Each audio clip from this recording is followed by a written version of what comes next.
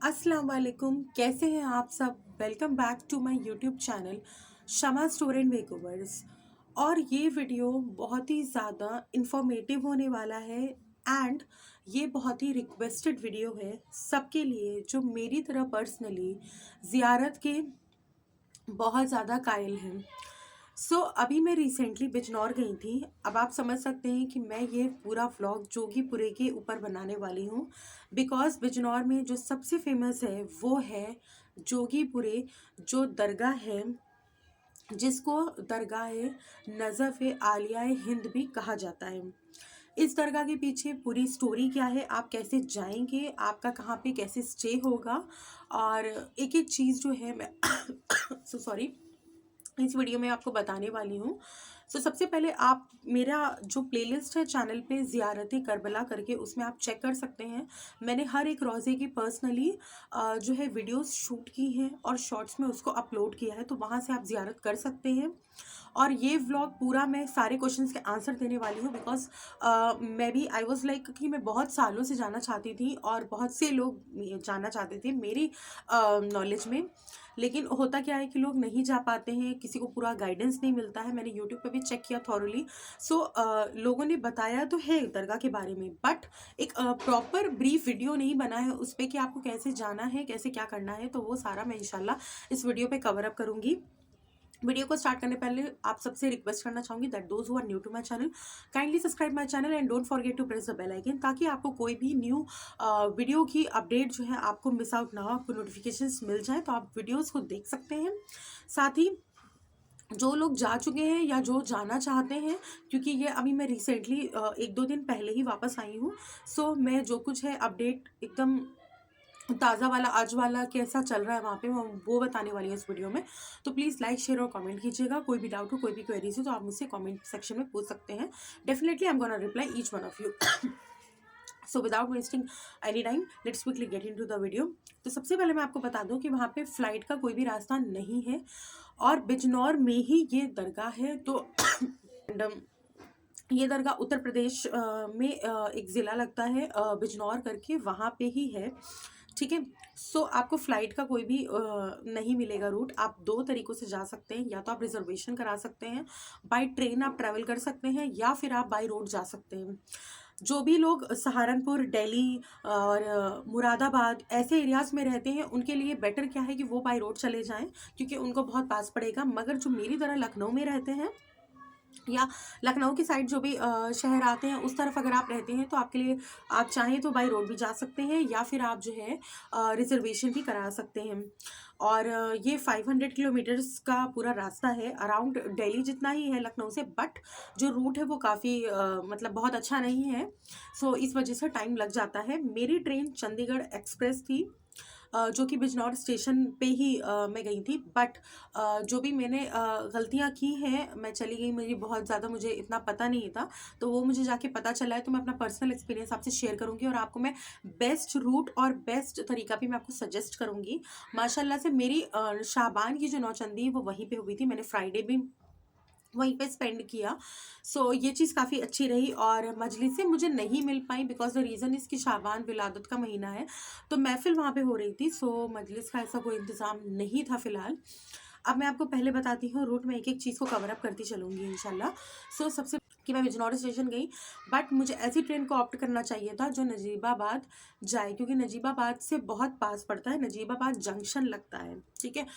लेकिन जो लोग बिजनौर जा रहे हैं, ठीक है, तो वहाँ से आप रोडवेज़ के बस स्टॉप जाएंगे, वहाँ से आप रोडवेज़ की जो बसेस होती है वो लेके आप नजीबाबाद जाएंगे। ठीक है, पहला हो गया।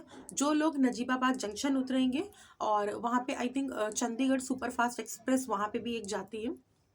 आपको डायरेक्टली क्या करना है, अगर आपको बहुत ज़्यादा हाइजीन का है या बहुत ज़्यादा वो है कि हाँ मुझे अच्छे होटल्स में रुकना है, ओयो वगैरह ऐसा कुछ भी नजीबाबाद में नहीं है। बिजनौर में नहीं रुकी बिकॉज अगर मैं बिजनौर रुकती तो मुझे बहुत ज़्यादा ही दूर पड़ जाता, इसलिए मैं नजीबाबाद मैंने स्टे किया। वहाँ पे एक नॉर्मल जैसे कि बैंक्वेट हॉल्स टाइप के होते हैं, वहाँ पे उन्होंने मुझे रूम रेंट पे दिया था and they cost me around 1500 rupees per day. और चेक इन का टाइम वही 12 PM रहता है दोपहर का, और चेकआउट का टाइम 11 है, बट आप बात कर सकते हैं उनसे, तो वो आधा 1 घंटा हो जाता है। सो फिर हम लोग नजीबाबाद से क्या करते थे कि हम लोग ई रिक्शा लेते थे। अब अगर नजीबाबाद से हम ई रिक्शा लेते हैं तो वो हार्डली वो आपको 150 250 ऐसे बताएंगे, बट आपको बार्गेन करना है तो आप आराम से, मैं 80 रुपीज़ में डेली जाती थी और आती थी, तो आप इस तरीके से कर सकते हैं। अगर वो बुक करने को भी बोलते हैं तो वहाँ पे बहुत ज़्यादा मतलब कन्वेंस का रहता है, तो आप बुक कर लीजिए। उसके बाद आप वहाँ पे फिर उनसे बात कर लीजिए कि अगर आप और सवारी बिठाते हैं तो हम थोड़ा सा 50 दे देंगे, या माइड भी वो 80 पे चार्ज करें। So that is not a big deal. जा सकते हैं। जाने का आप सुबह में कभी भी चले जाइए, और नाइट में महफिल है तो बहुत लेट हो जाता है, और वहाँ पे भी बहुत सारे इंतज़ाम हैं, तो आप वहाँ पे भी पता कर सकते हैं, या आप ई रिक्शा वाले से पर्सनली बात कर सकते हैं अगर आपको महफिल अटेंड करनी है, मजलिस करनी है, या आपको बहुत ज़्यादा देर तक ज़ियारत करनी है। तो अगर आप उनसे कोऑर्डिनेट कर लेंगे तो आप आराम से उन ई रिक्शा वाले के साथ आप वापस आ सकते हैं। एक तो ये रूट हो गया। ठीक है, दूसरा क्या है कि अगर आप अपनी कार से हैं तो कोई प्रॉब्लम ही नहीं है, आप नेविगेशन लगाइए और आराम से पहुँच जाइए। ठीक है, एक तो ये स्टे करने का हो गया। दूसरा, आप जोगीपुरी दरगाह पे ही स्टे कर सकते हैं। अब मैं आपको बताती हूँ कि वहाँ पे आप कैसे कर सकते हैं। वहाँ पे जब आप जाएंगे तो आपको अपनी आईडीज़ देनी होती हैं। रूम का थोड़ा प्रॉब्लम रहता है, और स्पेशल डेज पे ऑब्वियसली रहता है, क्योंकि दिल्ली से, मुरादाबाद से, सहारनपुर से, जो इस तरीके की जो आसपास के एरिया हैं वहाँ से लोग आते हैं, स्पेशली नौचंदी करने। एक दिन स्टे करते हैं, नेक्स्ट डे वो जाते हैं, या एक आध दिन रुकते हैं।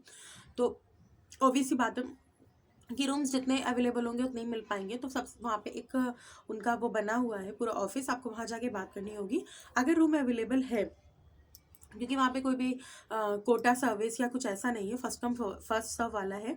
तो आप वहाँ पे रूम ले सकते हैं। आपको अपनी आईडीज़ देनी होती है, नॉर्मल रूम होता है जिसका कोई चार्ज नहीं पड़ता है। आपको क्या करना है कि आप के ऊपर डिपेंड करता है कि आप कितना हदिया कर सकते हैं। आप 200 रुपये, 300 रुपये, 400 रुपये, 500 रुपये आप अपनी हैसियत के हिसाब से कर सकते हैं। डेफिनेटली हमें करना भी चाहिए, क्योंकि फ्री ऑफ कॉस्ट हमें नहीं रुकना चाहिए ऐसी जगह पे। तो वो होता है। मैं भी जब गई थी तो उस टाइम रूम अवेलेबल नहीं था, मैंने उनसे बात की, फिर उसके बाद कुछ टाइम बाद हो गया, दे कॉल्ड मी, बट मैंने फिर मना कर दिया, क्योंकि मैं ऑलरेडी नजीबाबाद में रूम ले चुकी थी। फिर मैंने सोचा नौचंदी का टाइम है, बहुत ज़्यादा भीड़ है, जो ज़ायरीन दूर से आए हैं जिन्हें प्रॉब्लम है, तो क्यों ना वहीं रुक जाएं। सो मैंने रूम पर्सनली वहाँ पे नहीं लिया था। मैंने ऐसा सुना है, और यहाँ ये सच है कि आपको एक दिन का खाना फ्री मिलता है वहाँ पे। दो दस्तरखान लगते हैं। एक दस्तरखान अबू तालिब है, और दूसरे का नाम मुझे भी स्ट्राइक नहीं करा है। अगर आ गया तो मैं इस वीडियो में ज़रूर शेयर कर दूंगी। तो उसका आपको टोकन लेना रहता है। मैं जब गई थी मैंने उन्हें बताया था, बट उन्होंने मुझे टोकन नहीं दिया। एंड अगर मैं उनसे मांगती तो शायद वो मुझे दे देते, लेकिन मुझे इतना भूख नहीं लगी थी, सो मैंने उसको फोर्स भी नहीं किया। बट आपको मिल सकता है, आप मिल क्या सकता है, मिल जाएगा अगर आप जाके बोलते हैं तो। एक ये चीज़ मैंने आपको बता दी। उसके बाद ये होने के बाद अब वहाँ पे ज़ियारत के लिए टोटल जो है रोज़े, सबसे पहले इमाम हुसैन अलैहिस्सलाम का पड़ता है, उसके बाद मौला अली का पड़ता है, उसी के पास में जनाब फ़ातिमा ज़हरा का रोज़ा है, और वहीं पे जनाब सकीना का भी है, और मौला अब्बास का। ये रोज़े आपको मिलेंगे ज़ियारत करने के लिए। इसके बाद वहाँ पे एक दादा राजू मियाँ करके हैं, जिनकी वहाँ पे मज़ार बनी हुई है। तो ऐसा वहाँ पे बोला जाता है कि सबसे पहले आपको उनके पास जाना है।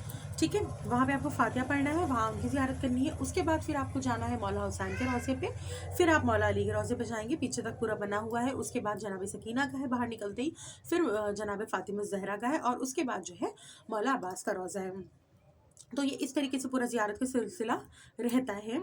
और ये दरगाह करीब 450 साल पुरानी है, और ये बहुत ही यहाँ पे माना जाता है कि ये यहाँ पे ये बाबुल मुराद है।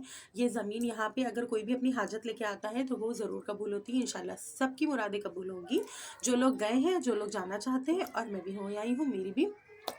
सो ज़ियारत के लिए ये बहुत ही बेस्ट जगह है। इसको नजफ़ हिंद आलिया इसलिए कहते हैं क्योंकि ये जो मौला अली का रोज़ा बना है नजफ़ में, उसकी ये शबी बनी हुई है। और ये हिंद में इसलिए इसको हिंद यानी कि हिंदुस्तान में, इसलिए इसको ऐसा नाम दिया गया है।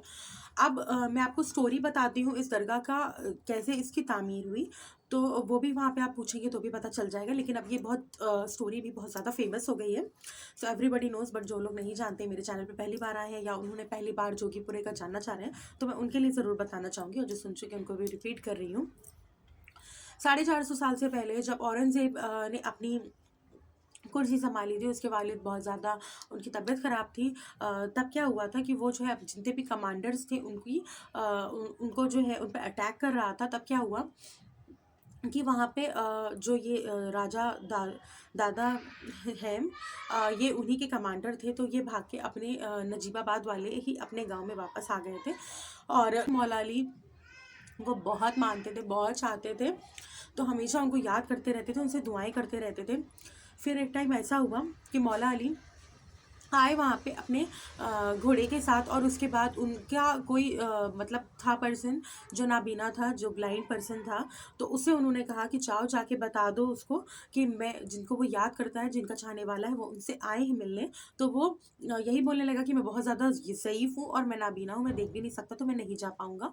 इतना उसका कहना था कि मौला का मौजज़ा हो गया और वो जो है उसके जो है बॉडी भी ठीक हो गई। साथ ही साथ उसकी आँखों की रोशनी भी वापस आ गई। वो भाग के उनके पास गया बताने के लिए। तब तक जब वो वापस आए तब तक मौला अली वहाँ पे नहीं थे। जो मौला अली के रोज़े पे ज़री रखी वहीं पे उनके घोड़े के पैरों के निशान पाए गए। और वहाँ से शायद मौला अली को ठोकर लगी थी, ऐसा बोला जाता है। तो वहीं से या उनके घोड़े को ठोकर लगी, मैं इस चीज़ से कंफर्म नहीं हूँ। तो वहाँ पे पानी का चश्मा जारी हो गया, जो फिर उनको ख्वाब में आया कि हाँ वहाँ पे वो कुआं बनवा दे। तो उसी के पानी से भी बहुत ये शिफा का बायस भी बना। लोग मुरादें मांगते हैं पानी पी के, और नहाने का आगे है और उधर पीने का भी है। सो ऐसे ये पूरी एक स्टोरी है। और उनको ज़ियारत नहीं हो पाई थी मौला अली की। वो 7 दिन तक भूखे प्यासे वहीं पे रहे उनके इंतज़ार में, लेकिन मौला अली वहाँ से जा चुके थे। मगर मौला अली ने उनको एक चीज़ कंफर्म कर दी थी कि तुम बिल्कुल भी सेफ हो, तुम्हें कोई प्रॉब्लम नहीं होगी। फिर बाद में उनका इंतकाल हुआ तो वहीं पे उनकी मज़ार बना दी गई और ये पूरे रोज़े की तामीर हुई। ये एक स्टोरी है। और यहाँ पे बोला जाता है बहुत सालों पहले यहाँ पे शेर भी हाज़िरी देने आता था, जहाँ पे मौला अली आए थे और उसकी आवाज़ भी क्लियर सुनाई देती थी। लेकिन लोग वहाँ के डर जाते थे, उन्होंने दुआ की, तो अब शेर की आवाज़ नहीं आती है। और ये मैं खुद स्टोरी अपने बचपन में सुनती थी और ये रियल भी है। और बचपन से लेके आज तक मेरी जाने की ख्वाहिश थी, बट माशाल्लाह से मैं हो आई हूँ। एक ये चीज़ हो गई। साथ ही वहाँ पे शॉप्स हैं, टी स्टॉल हैं, कैंटीन वगैरह बनी हुई है। और आपको तबर्रुक का सामान मिल जाएगा नज़र न्याज का। Not like Lucknow, but yes of course आपको मिल जाएगा। तो ये सारी चीज़ें हैं वहाँ पे, बाकी कुछ नहीं है, सुनसान जंगल ही है। जो आपको बहुत अच्छा रास्ता भी नहीं है, नॉर्मल है, जिससे आपको कवर अप करके आना होता है दरगाह पे ज़ियारत करने के लिए। सो आई होप मैंने सारे पॉइंट्स इस वीडियो में कवर किए हैं। अगर फिर भी आपको कोई डाउट है या कुछ भी मुझसे छूट गया है, so please let me know in the comment section below. And till then stay tuned to my channel for more such amazing informative videos.